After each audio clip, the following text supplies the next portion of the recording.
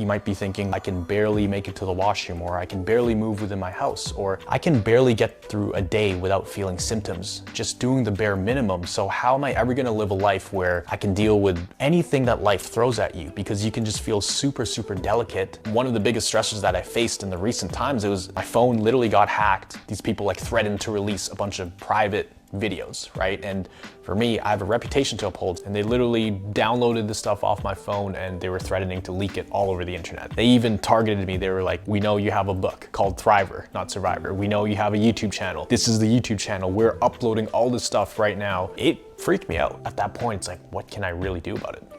Nothing. Pretty much extorting me. You become a target, people want to go after you. Extortion. There's literally nothing I can do about it. It's literally out of my control. And so it's just one of those things that sometimes in life you can't control what has happened, but you can control what you do after that. How's it going, guys? Miguel here from CFS Recovery. In this video, I'm going to be talking about how to handle stress after recovery, because for you watching this right now, maybe you're very limited in what you can do, and even thinking about living a normal life again seems impossible. And it's scary because you might be thinking, I can barely make it to the washroom, or I can barely move within my house, or I can barely get through a day without feeling symptoms, just doing the bare minimum. So how am I ever going to live a life where I can deal with stressors from work, or deal with stressors from people, or anything that life throws at you? Because you can just feel super, super delicate.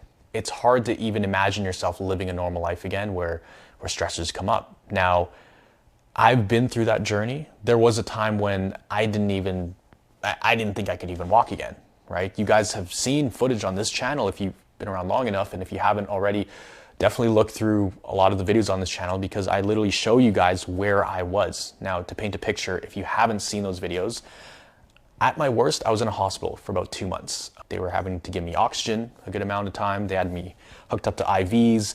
They didn't know what was going on. I couldn't even roll over in bed. They had to feed me. A lot of times I couldn't even feed myself. Couldn't even go to the washroom. So it was just a really ugly sight. Now, at the time, I never thought I'd be able to handle any regular activities ever again. So it was a pretty terrifying experience. But fast forward a few years, and here I am today. I'm able to handle way more stress than I ever imagined I could.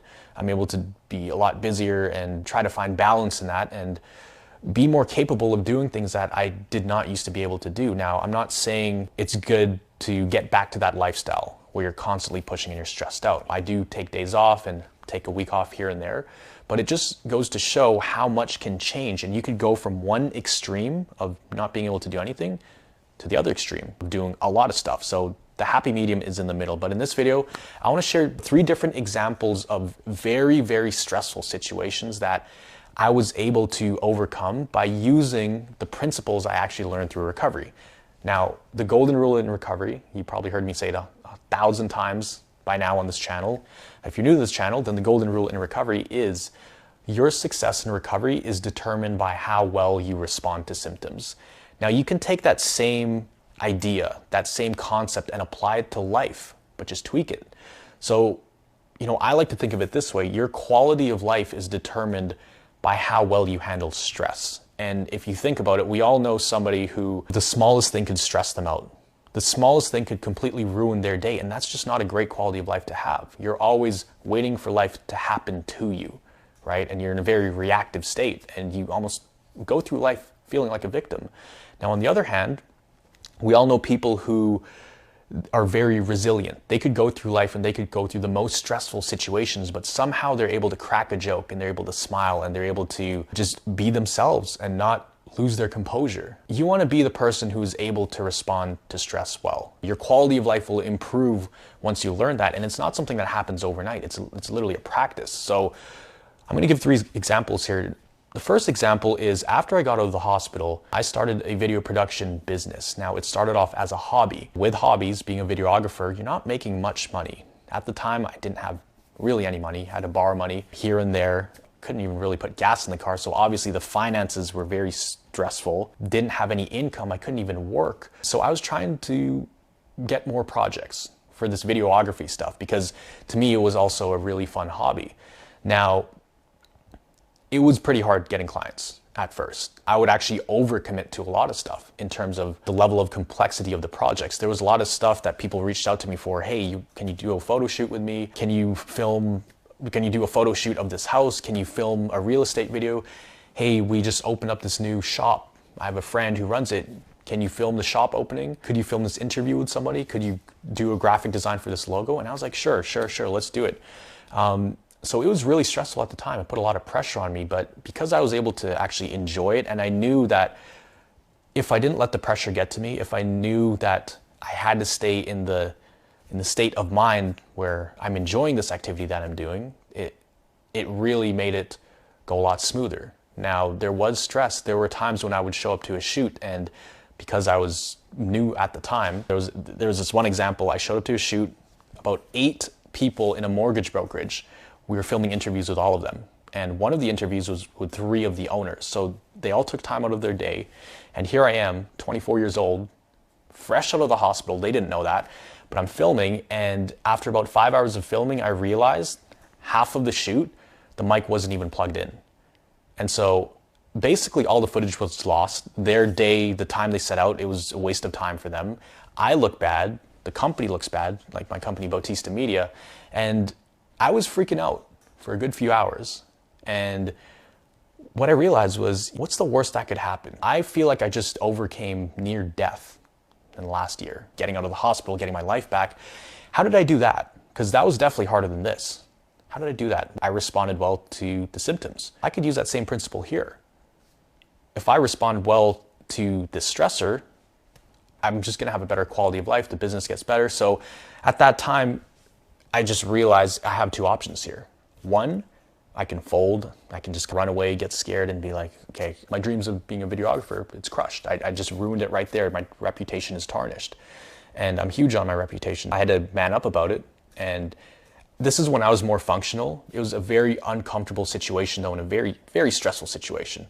I had to tell the owners like, hey guys, I really messed up. The mic wasn't plugged in. I'd be more than happy to film this for you again. I could give you guys bonus videos, but I do appreciate your guys' time, and I'm sorry I did that, but I'm willing to make things right. And it was, at the time, it was a very uncomfortable conversation because my reputation was on the line. But that's one of those moments where it really taught me that the principles I learned in recovery do apply to real life. Whether you mess up at a job or you're dealing with some life stress or some curveball that life throws at you, the way you respond to it, what you do about it, will determine if you get to the next level and it teaches you the lesson or it kicks you back to where you were. I think a lot of the stresses we deal in life, you want to become that person who sees the opportunity for a solution whenever issues come up. So I took that approach to pretty much everything I did. That was probably one of the biggest moments where I applied that principle, that your quality of life is determined by how well you respond to stressors. So that really worked well. I applied it to my video business, and eventually I transitioned over to creating videos about how to recover from CFS. And that in itself was also very, very stressful, especially in the beginning, because I wasn't used to it. I wasn't used to people messaging me on Facebook and Instagram. And as much as I love helping people and you guys watching this, as much as I love being that beacon of hope and inspiration, it was a tough job. It still is today. And it is quite stressful, not only from just the videos on YouTube and the public comments and the 40 or 50 or 60 private messages I get every week, because people are essentially venting their life problems to me. And it can be very dark sometimes. It takes me back to the times I was sick. But I always try to look past it. And I know that the reason people are reaching out is because they want help. And I used to be that person. So there were 2 options there. I could have said, this is too stressful, I can't handle this. Or I could say, is there a higher purpose here? Is there a reason this is happening? Why are they reaching out to me? And I always have to remind myself, they're reaching out to you because they need help. And you can help them, Miguel. So yes, it's stressful to take on that responsibility because you literally have the power to directly impact people's lives. You're gonna be stressed. It's not supposed to be easy, but it's one of the most rewarding things you could do. So reply to these people, Miguel. Give them your time. Give them the advice you would want to hear. Even within the program, there's people who are committing to the program and they're livelihood, their health, their whole situation, they are pretty much putting it in our hands. I have to be responsible for that. And sometimes at night I think, wow, there's over 90 people in the program who joined this, something that I created, and it's my responsibility to help them get better. And so it's a lot to put on the plate, and that itself can be very stressful, right? Because there was a time when I couldn't even take care of myself. So to take on the role of helping that many people, it can be stressful. But how am I going to respond to it? Am I going to freak out? Am I going to lose my composure? Or am I going to say, you know what? There's a solution for this, and the solution is helping them get better. And it's for a good cause as well. Whether it's YouTube videos that need to go up on the channel like this one, and it's taking long and we haven't posted a YouTube video in like 2 weeks because the editing log is backed up, or we release a video and there's a bunch of mistakes in it, or, you know, a lot of different things that go wrong. Maybe like the website breaks down, or the video modules in the program break down, and I have to go in and fix it at like midnight. There's a lot of stresses that go on, but I always just try to see past it, and there's always a solution to a lot of this stuff, right? Most of the stresses in life, if not all of them, there is a lesson within it if you look deep enough, right? So growing the video business, running CFS recovery, they're all stressful things, but it requires a lot of capacity. And I think one of the most recent ones, and I want to bring this up because one of the biggest stressors that I faced in the recent times, it was my phone literally got hacked. These people like threatened to release a bunch of private videos, right? And for me, I have a reputation to uphold, so that was freaking me out, right? And that would really stress me out, and they were pretty much extorting me. And they literally downloaded the stuff off my phone, and they were threatening to leak it all over the internet. They even targeted me. They were like, we know you have a book called Thriver, not Survivor. We know you have a YouTube channel. This is the YouTube channel. We're uploading all this stuff right now, uploading it to Instagram, and there's literally screenshots of it like loading. So it freaked me out, right? But at that point, it's like, what can I really do about it? Nothing. By the way, if it ever comes out and it looks like people are trying to tarnish my reputation, it is what it is, and they never should have gotten out. It is what it is. And that's one of those things that just comes up. You become a target. People want to go after you. Extortion. What can I really do about the situation? There are private videos. If they get out, they get out. It is what it is. What can I do about it? And I think at first I had like a mini anxiety attack, but then I was like, it is what it is. There's literally nothing I can do about it. It's literally out of my control. It's just one of those things that sometimes in life you can't control what has happened, but you can control what you do after that. Another example, just the other day, like my car broke down. I had an appointment, like a very important appointment that I had to go to that I could not reschedule. And I go to start my car, engine is broken, right? And I had important stuff to do a few days later. And I was like, if I don't have this car, I am screwed. I need this car to work. And I start snowballing and thinking, shoot, what am I gonna miss? This appointment, that appointment, I have to go here. I'm gonna have to cancel everything. And then I just stopped. I'm like, no, Miguel, you're thinking of the worst case scenario, right? You're living in the future right now. Let's think of right now. What is the solution to this? So after recovery, I think one of the main themes is you become very solution oriented, and you're able to look at things from a more logical perspective versus emotional. You're able to see what's in your control and what's not in your control. So in that situation, for example, the car, that was actually in my control.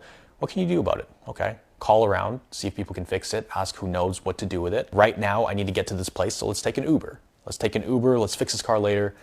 So I go to the appointment, come back, and then literally 2 or 3 days later, we end up fixing the car. It was a minor thing with the engine. We had to replace an engine coil. Meanwhile, I'm here thinking, oh man, I'm gonna have to spend $5,000 to replace this engine. I'm gonna miss this, I'm gonna miss that. I might have to buy a new car. My mind would snowball. So it really comes down to looking for the solutions in the situations, or if there's no clear solution, what is the best option out? What is the best way out of this? So pretty much that's all I wanted to break down in this video. Is your capacity can be sky high, right? But obviously everybody has their limits. Sometimes I feel like I'm reaching my limits. I have to take half a week off sometimes, or several days off and do nothing and just literally lie in bed all day just to rest and get ready for the busy week. But you can rebuild your stress threshold, and you can rebuild it higher than it was before. In fact, much higher. I'll tell you right now, I'm way busier than I ever used to be. And I don't say that to brag about how much I can do, because I know it's not sustainable. to work this much. I'm working a lot. It's not sustainable, but I know it's not always going to be like this, which is also another thing I used to tell myself when I was sick. It's not always going to be like this. You're going to have times when you're more tired and more fatigued and run down, but you have to take your foot off the gas pedal. So like this weekend, I'm pretty much taking it off. And I've been taking several days off here and there throughout the week just to make sure my body is healing. So if anything, just take this video as proof that you can absolutely build yourself back up to a place where you're not just where you're at before, but you're stronger and better and more capable and have a higher stress threshold, and you'll be able to handle more. You can build it up to that place, but it takes patience, it takes understanding the golden rule of recovery, but not just understanding it, also applying it, and then translating that into other areas of life, applying it to other stressful situations. And if you do that, you're just gonna keep building your life, and it's gonna be better than it ever was. And that's something I really wanna preach here, is being a thriver, not a survivor. A thriver is someone who has been through hardships and they didn't let it stop them. In fact, it catapulted them to new heights in life. And that's what a thriver is. We want you guys to be better than where you're at before you got sick, right? Your goal shouldn't be getting to where you were before you got sick, right? We always think back, oh, those are the golden days. If only I could get back there. You don't want to get back there. You want to rise above that and be even better. And so use me as proof, use a lot of the stories online all over YouTube as proof that this can happen and it's possible for you. So I just wanted to share this with you guys, some words of inspiration, and I'm always here for you guys. I hope you get a lot out of this channel and this content. If you haven't already, make sure you hit that subscribe button, leave a comment down below. I will see you in the next video.